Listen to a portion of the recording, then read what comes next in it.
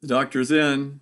Hi there, Dr. Don Doty, this day, and I'd like to talk with you about the importance of identity in leadership, creating identity in your followers.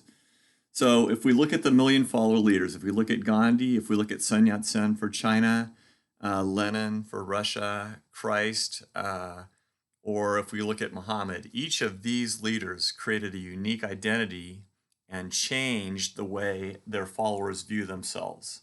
Why was that important? Well, if you look at Christ, for example, he's working with fishermen. And what was the problem with the fishermen? They stunk. They stunk like fish. They were dealing with fish all day, and people actually turned their nose up at them, which created a barrier between the fishermen and society, an actual barrier.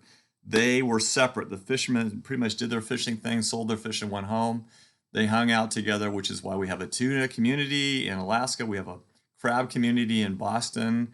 They kind of all smell the same and they all stick together, right? So that creates a disconnect between wanting to reach people, for example, with Christ, and just not seeing yourself as worthy or valuable, or people don't like you, they think you stink.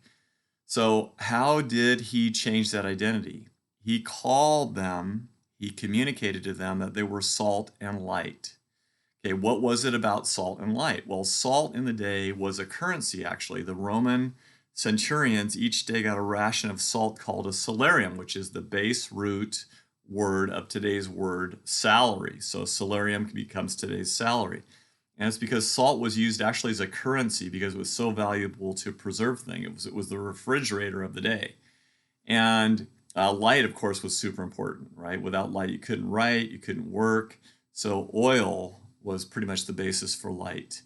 So what he was telling the fishermen is, you may have been viewed by society as less than, as stinky, as worth less, but I'm telling you, you are salt. Your real identity is salt and light. Totally changes the way they viewed themselves and the way they acted.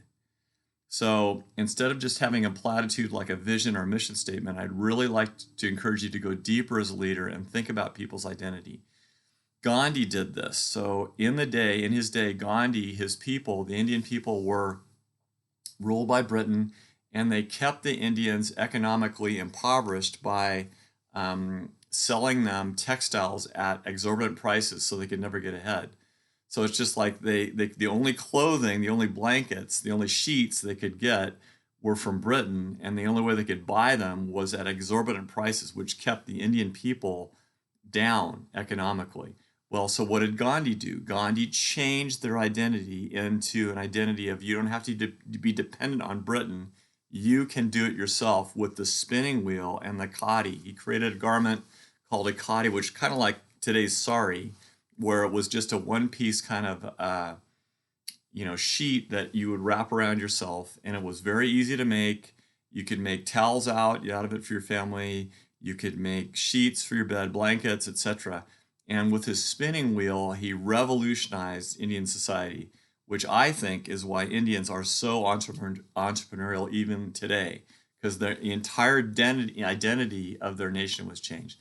When I teach on this subject, I ask the Indians, I have internationals in my class, and I ask the Indians in the class, tell me about Gandhi, and they will tell me the same story that I'm telling you without me telling them. And I get my book out and I show where I've researched the khadi and I've written about the khadi, and it's just what they've just said. So it's so embedded in them. It's embedded in their identity. It's embedded in who they are. So that is why it's such a powerful tool. Identity is such a powerful tool, even more than mission statements, to get at the base identity of the followers. So there you are. Have a good day.